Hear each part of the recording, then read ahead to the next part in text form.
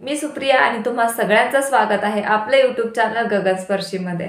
तर जसं की तुम्हाला माहिती आहे, आजच्या व्हिडिओमध्ये आपण पैठणी साडीवरती कुठले दागिने तुम्ही घालू शकता आणि कसे स्टाईल करू शकता कुठल्या ओकेजनला ते आपण बघणार आहोत. मी जर छान अशी पैठणी साडी घातली आहे, पण तुम्हाला माहितीच नाही त्याच्यावरती दागिने कसे घालायचं किंवा तुम्ही त्याच्यावरती पैठणी साडीवरती सुद्धा पुन्हा पुन्हा तेच फॅन्सी किंवा टेम्पलची ज्वेलरी घालता का? जर तुम्हाला छान असा अस्सल मराठमोळा पैठणीसोबत लूक करायचा असेल, तर त्याच्यावरती दागिनेसुद्धा तसेच अगदी मराठमोळे आणि पैठणीला साजेसे हवेत ना. मग असे कुठले दागिने आहेत, जे की तुम्ही पैठणी साडीवरती घालू शकता किंवा चार चौकीमध्ये तुम्ही छान असं उठून दिसू शकता. तर असे दागिने तुम्ही कसे आणि कुठल्या ओकेजनला कुठला दागिना घालू शकता, असे काही मी दागिने तुम्हाला सांगणार आहे, जे की जेव्हा तुम्ही पैठणीवरती घालाल, तेव्हा तुमचा लूक हा नक्कीच चार चौघीत उठून दिसणार आणि तुम्ही पैठणीवरती अस्सल मराठमोळे दागिने घातले आहेत, हे सुद्धा सगळ्यांना समजेल. तर चला तर मग बघूयात असे कुठले दागिने आहेत, जे मराठमोळे आहेत आणि जे तुम्ही पैठणीवरती घालू शकता. जसं डोक्यावरती फेटा, अंगावरती पैठणी घातलेली दिसली, की तुम्हाला म्हणजे दूर-दूरपर्यंत सगळ्यांना समजते, की तुम्ही महाराष्ट्रीयन आहात. तसंच नाकामध्ये नथ दिसली, की सुद्धा तुम्हाला लोकं दूर-दूरपर्यंत ओळखतात, की तुम्ही मराठी किंवा महाराष्ट्रीयन आहात किंवा तुम्ही त्या पद्धतीचे दागिने स्टाईल केलेले आहेत. सो अशी ही आपली नथ आहे ना, ती आपल्या महाराष्ट्राची एक ओळख आहे. जेव्हा पण तुम्ही पैठणी साडी घालता, तेव्हा त्याच्यावरती तुम्ही नथ मात्र घातलीच पाहिजे. विदाऊट नथ तुमची पैठणी साडी आहे ती इन्कम्प्लीट आहे किंवा तुमचा महाराष्ट्रीयन लूक आहे तो इन्कम्प्लीट आहे. त्यामुळे नथ हा आपला सगळ्यात पहिला दागिना आहे, जो पैठणीवरती तुम्ही घालू शकता. आणि ओकेजनचं बोलायचं झालं तर अगदी कुठल्याही ओकेजनला, म्हणजे तुम्हाला ऑफिसमध्ये एखादी पार्टी अटेंड करायची आहे, छान बायकांमध्ये एखादा हळदी-कुंकवाचा कार्यक्रम आहे किंवा एक छोटंसं काहीतरी तुमचं फॅमिली फंक्शन आहे. प्रत्येक फंक्शनमध्ये जेव्हा पण तुम्ही पैठणी घालता, त्याच्यावरती तुम्ही नथ ही नक्कीच घालू शकता. खूप सुंदर तुमचा लूक दिसतो.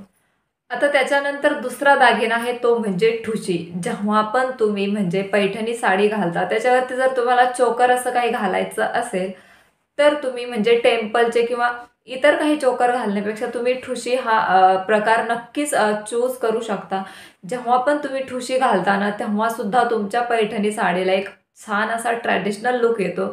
त्याच्यामुळे जेव्हा पण तुम्हाला असं छान चोकर घालायची इच्छा होते पैठणी साडीवरती, तेव्हा तुम्हाला नक्कीच ठुशी सिलेक्ट करायची आहे, ना की एखादं टेम्पलचं चोकर, जे की साऊथ इंडियन टाईपमध्ये जातं. ऑफकोर्स ते साडीवरती घातल्यावरती चांगलंच दिसतं, पण तरी पण पैठणी साडीवरती ठुशीचं कॉम्बिनेशन हे अगदीच आगळं-वेगळं होऊन जातं टेम्पलच्या इतर ज्वेलरीपेक्षा.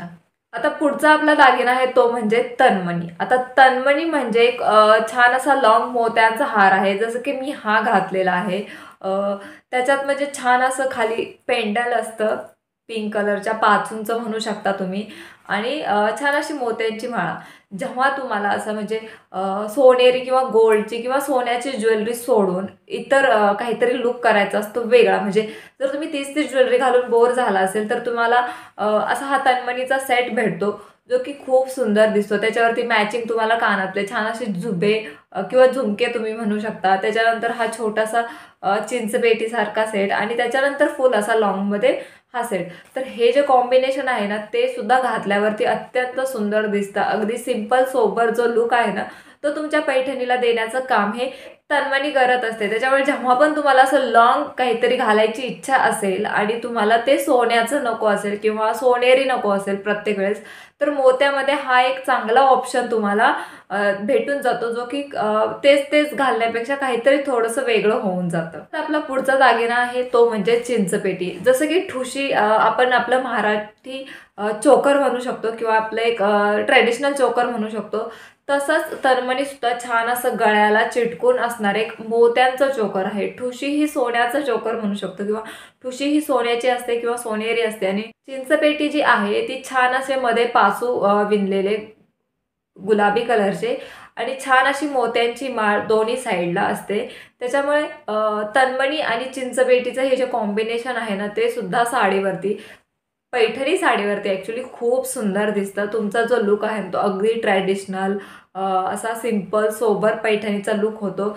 अगदी तुम्ही लग्नामध्ये किंवा एखाद्या छान फंक्शनमध्ये वगैरे सुद्धा असं सेट घालू शकता आणि तुमच्या पैठणी साडीला एक खूप छान असा आगळा वेगळा लुक देऊ शकता. त्याच्यामुळे हा दागिना सुद्धा खूप सुंदर आहे. त्याचबरोबर फक्त तन्मणी आणि छान असं तुम्ही झुमके हे सुद्धा कॉम्बिनेशन खूप सिंपल होऊन जातं. तुमच्या ओकेजनवरती डिपेंड करतं. तुम्हाला खूप मोठ्या कार्यक्रमाला जायचं आहे की छोटंसं ओकेजन आहे, त्याच्यानुसार तुम्हाला तुमचे दागिने कॅरी करायचे आहेत किंवा तुम्हाला घालायचे आहेत. त्याच्यानंतर आपला पुढचा दागिना तो म्हणजे कोल्हापुरी साज. अगदी तुम्हाला हेवी असा एकदम लगन सराईतला जेव्हा लुक करायचा असतो आणि सगळ्यांपेक्षा वेगळं दिसायचं असतं, तेव्हा कोल्हापुरी साज हे एकदम तसंच काम करतो. म्हणजे तुमच्या पैठणीला जे चार चांद लावणं असं म्हणतात ना, किंवा एक वेगळाच लुक देण्याचं काम आहे ना, तो कोल्हापुरी साज करत असतो. अगदी हेवी असा लुक देणारा, म्हणजे तुम्ही साऊथ इंडियनचे जे हार किंवा जे ज्वेलरी घालता ना, त्याच्यापेक्षा सुद्धा अगदी सुंदर असणारा हा आपला महाराष्ट्रीयन आणि पैठणीवरती जेमतेम जाणारा किंवा खूप सुंदर दिसणारा असा हा कोल्हापुरी साज आहे ना, जेव्हा पण तुम्ही घालता तेव्हा तुम्ही नक्कीच चार चौघींमध्ये उठून दिसता आणि तुमचा लुक हा एकदम हटके आणि वेगळा होऊन जातो. तुम्ही आता पण बघू शकता, हे छोट्याशा चोकरसोबत हा कोल्हापुरी साज किती सुंदर दिसत आहे. अगदी छान असा ओकेजनल तुमचा लुक होऊ शकतो. त्याच्यामुळे कोल्हापुरी साज हा सुद्धा खूप छान ऑप्शन आहे पैठणीसोबत तुम्हाला जेव्हा पण ज्वेलरी घालायची असते तेव्हा. त्याच्यानंतर आपली पुढची ज्वेलरी येते ती म्हणजे बोरमाळ. आता बोरमाळ हा एवढा छान आणि खूप जास्त ट्रेडिशनल असणारा दागिना आहे आपला. छान असं सोन्याचे छान छोटे छोटे बोराच्या आकाराचे मणी असलेली. सो ही जी बोरमाळ आहे ना, ती आत्ता लेटेस्ट ट्रेंडमध्ये आलेली आहे. तुम्ही बऱ्याच इन्फ्लुएन्सरला किंवा बऱ्याच सेलिब्रिटींना, मराठी ॲक्ट्रेसला सुद्धा अशा बोरमाळ घातलेल्या बघता पैठणी साडीवरती. त्याच्यात तुम्हाला सिंगल बोरमाळ किंवा डबल बोरमाळ असं 1-2 लेअरच्या, जे की तुम्ही लेअर अप करू शकता आणि छान छोटेसे फुलं कानात घालू शकता. सो हे कॉम्बिनेशन आहे ना, अगदी म्हणजे ट्रॅडिशनल प्लस मॉडर्न दोन्हीचं जे कॉम्बिनेशन आहे ना, ते पैठणी साडीवरती खूप सुंदर दिसतो. अगदी तुमचा लुक आहे ना, तो हटके दिसायचं काम आहे ना, ते तुम्ही बोरमाळ घातल्यानंतर होतं. त्याच्यामुळे जर तुम्हाला छान असं कॉलेजमधले डेज अटेंड करायचे आहेत किंवा काही पण तुमचं ओकेजन असेल छोटं मोठंसं, त्याच्यामध्ये तुम्ही नक्कीच हा हटके लुक ट्राय करू शकता आणि तेवढाच सुंदर तुम्हाला दिसणार आहे. त्याच्यामुळे हा सुद्धा दागिना तुम्ही नक्कीच ट्राय करू शकता. सो असे हे 5-6 दागिने मी तुम्हाला सांगितले, जे की तुम्ही पैठणीसोबत स्टाईल करू शकता आणि नक्कीच तुमच्या पैठणीचा जो लुक आहे तो हटके आणि चार चौघांमध्ये आगळा वेगळा दिसणार आहे.